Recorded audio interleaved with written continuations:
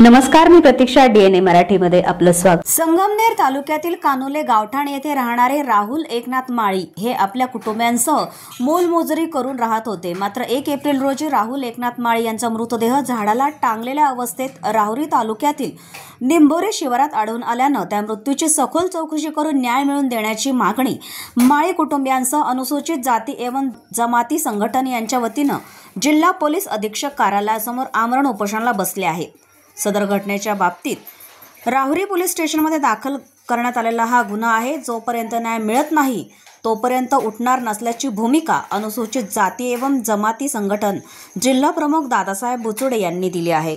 यावेळी रणजित बर्डे, वडील एकनाथ माळी, नवनाथ माळी, नितीन बर्डे, संपत माळी, मंगल माळी, शेवंतबाई मोरे यांच्यासह नातेवाईक उपस्थित होते. मी दादासाहेब बुचुडे, सर्व कल्याण अनुसूचित जाती एवं जनजाती संघटनेचा पदाधिकारी म्हणून या SP कार्यालयासमोर आज 21/4/2025 रोजी उपोषणाला बसलेला आहे. आमरण उपोषणाचा विषय असा आहे, पोलीस निरीक्षक अधीक्षक साहेबांना आमरणचा विषय एकनाथ मारुती माळे हा आमचा संघटित कार्यकर्ता आहे. यांचा अविवाहित मुलगा राहुल एकनाथ माळी राहणार कनोली, तालुका संगमनेर, जिल्हा अहमदनगर. राहुल या मुलाचा घातपातच झालेला आहे असा माळी परिवाराला दाट संशय आहे आणि सोबत आमच्या संघटनेने सखोल तपास आणि अधिकृत माहितीद्वारे अशा प्रकारे अनेक प्रश्न उभे राहिले. त्या प्रश्नाचे उत्तर शोधण्यासाठी राहुरी पोलीस स्टेशनचे सर्व कर्मचारी आणि पोलीस निरीक्षक ठेंगे साहेब यांच्याकडे चौकशी करून मिळवायचा प्रयत्न केला, परंतु फक्त उडवडीचे उत्तरे मिळाली. यावरून आमच्या संघटनेचे गैरसमज झालेला असावा किंवा राहुल या मुलाने फाशी घेतल्याचा बनावट केला गेला. त्यात राहुरी पोलीस स्टेशनचे पोलीस कर्मचारी सर्वस्वी जबाबदार आहेत असे यावरून सिद्ध होते. आम्ही सर्व कल्याण अनुसूचित जाती एवं जनजाती संघटनेचे पदाधिकारी या माळी कुटुंबावर जी शोककळा पसरवली आहे त्या शोककळेला सांत्वन तर दिले, परंतु त्या सांत्वनात जो निश्चय केला गेला तो निश्चय आणि ठाम भूमिका घेतली गेली आहे की अन्यायाविरुद्ध संघर्ष करून या माळी कुटुंबियांना न्याय मिळवून दिल्याशिवाय माघार तर घेणारच नाही.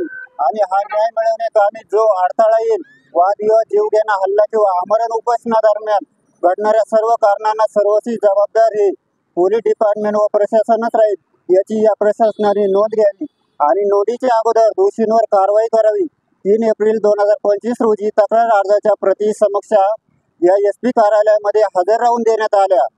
त्यावेळी झालेल्या चर्चेत असे आश्वासन दिले की लवकरात लवकर आरोपींचा शोध घेऊन त्यांना अटक करून शिक्षा दिली जाईल, परंतु ही आश्वासने फक्त समज देण्यापुरते मर्यादित राहील असे आमचे संघटित कार्यकर्त्यांना कल्पनाच नव्हती. तेव्हा संघटनाच नव्हे तर एक भारतीय नागरिक म्हणून या प्रशासनाला आवर्जून विनंती करत आहोत की या झालेल्या अन्यायाला आळा घालून आरोपीची पाठराखण न करता, खोटे आश्वासन न देता तातडीने वरिष्ठ कनिष्ठ अधिकाऱ्यांना तीव्र आदेश देऊन तात्काळ आरोपींना शिक्षा ठोठावण्यात यावी. न्याय मिळाल्याशिवाय उपोषणाची सांगता होणार नाही. या उपोषणादरम्यान आम्हाला संगमनेरचे आमदार साहेब अमोलजी खताळ यांनी या माळी कुटुंबाला आश्वासन दिले तर आम्ही सातवा करण्यासाठी या कुटुंबाला भेट देऊ, पण त्यांनी हे खोटे आश्वासन देऊन या कुटुंबावर ही शोककळा पसरवली. या शोककळेत आणि पोलीस पाठबळ त्यांना देण्याचे चुकीचे कार्य केले, त्यावर त्यांचा मी जाहीर निषेध करतो.